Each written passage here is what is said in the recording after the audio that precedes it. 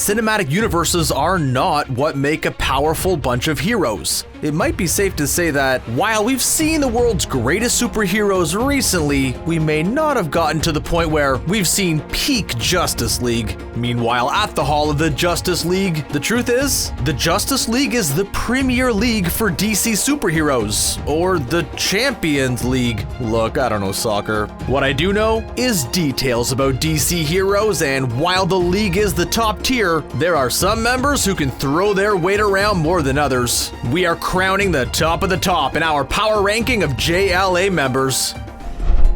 And right off the first entry, here come the comments. Batman. Look, let's be clear and set the boundaries up front about what this list is, folks. It's a power ranking, and he still made the list over the notable mentions. There is no doubt the Dark Knight can take on even the most powerful of villains and superheroes given the time to plan. The most important part of Batman is the fact that he's always been the underdog who can overcome the strongest raw power with his intelligence and cunning. This ranking, however, isn't who would win in a fight. If it was, the Caped Crusader would be much more higher up.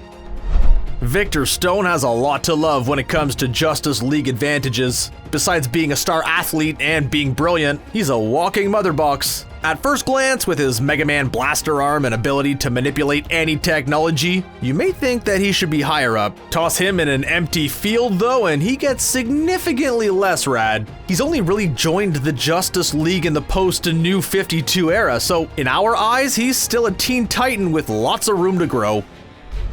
So, because this is technically a mantle, we're gonna pick the traditionally most powerful Green Lantern being Hal Jordan. The honor could absolutely be shared amongst the core, but he's spent the most time with the League. His big budget on-screen outing did little to help his reputation, but it did show that the Green Lantern powers are based on willpower, which is why Hal so effortlessly wields the ring. The possibilities of what Hal can construct are endless, which means it's really only imagination and will that can hinder him. The only drawback is the fact that, like our phones, the rings require charging from time to time. So as long as you remember to drop by the Guardian Battery planet of Awa every now and then, the space cop can promise that, in brightest day, in blackest night, no evil shall escape my sight. Let those who worship evil's might beware my power. Green Lantern's light.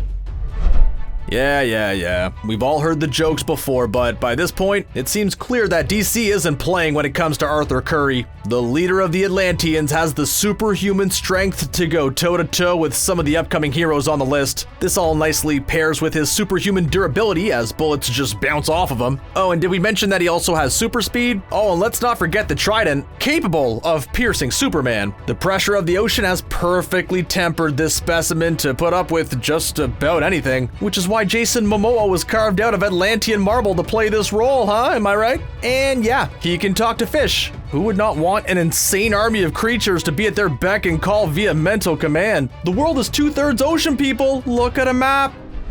With the power of 7 gods behind him, the wizard Shazam fits comfortably in the higher tiers of the Justice League. The key is he has to call out Shazam, like a 60s version of what magic sounds like, but with all he gains, we'll excuse the corny catch-all. Also, being able to fly and be pretty much invulnerable is helpful, and can go pound for pound with the Man of Steel. The catch? He's got that teen brain behind it all, and he's not permanently in this form. Maturity definitely speaks for something, and ironically, he also has vulnerabilities to lightning and magic, something he tends to be around a lot. As a teen, let's just say that judgment isn't always gonna be there in the moment, which could come back to haunt him, just like those pictures of my emo phase.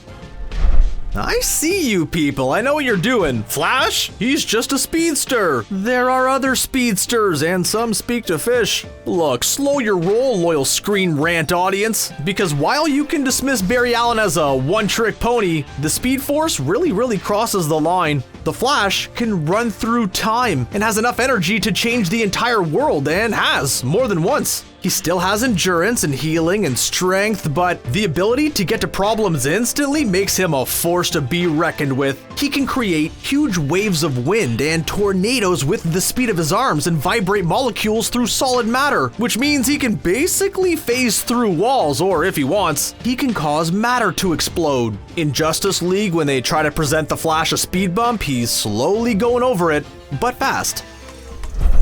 Over time, the highest-ranking female JLA member of the Trinity has power levels tweaks, but this Amazonian is indestructible. When Batman was tasked with finding ways to beat every JL member, he couldn't come up with anything for Diana, declaring her hardest to defeat. She has super strength comparable to Soup's, and in the post-Crisis universe, she has speed courtesy of Hermes. She's the best trained warrior out of the bunch, which comes in handy for training the goods and draining the bads. Oh, yes, certainly. Her flying abilities have shifted from being able to fully fly to jumping so far she basically can fly to just having an invisible jet anyways. She has intuitive abilities with weapons and is immune from magic, something certain top tier heroes don't have. All this while she's been dressed in those wildly impractical outfits. Put her in some sweatpants and we are still bowing to the might of Princess Diana. While we haven't seen him in the Zack Snyderverse, Martian Manhunter is one of the original Justice League members, and this OG is way OP. He's the most adaptable superhero that exists, with the ability to rearrange cells as he deems necessary to be more invulnerable than Superman, while also giving him shape-shifting abilities. Into invisibility? Yeah, sure, he's got it. Phasing through walls? Yeah, why not? How about flight? Yeah, you betcha. His biggest one-up are his extreme mental abilities. He's shown to have telekinesis and can control minds, which is something no one else here has. His only drawback, though, is a biggie. He's not so great when it comes to fire. He's kinda just creeped out by it psychologically, and it affects his ability to lose control of his form and powers.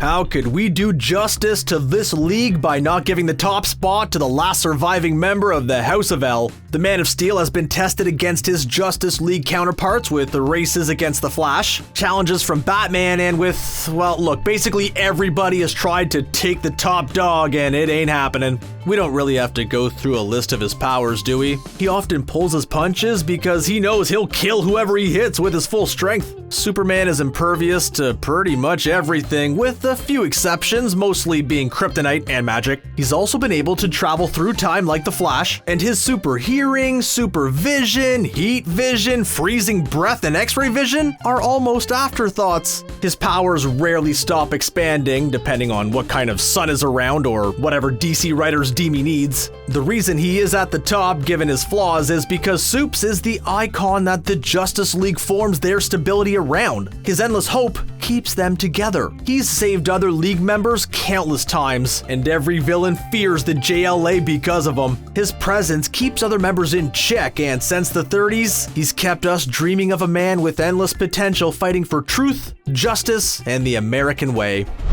Alright, now with rankings of power out of the way, now we can talk shop about who would be the best one to hang out with. See, that's where Martian Manhunter drops, I think, right? You know, Batman, though brooding, is at least picking up the dinner check. Cyborg can charge your phone anywhere, which is handy. Guess that shows what I look for in a friend, but no matter. See ya.